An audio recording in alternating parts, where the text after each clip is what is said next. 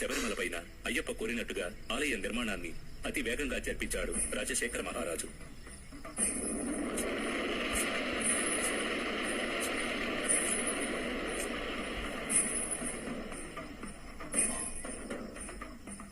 ఆ ఆలయంలో జీవిత తత్వాలను వివరించే విధంగా 18 మెట్లను కూడా ఏర్పరిచాడు.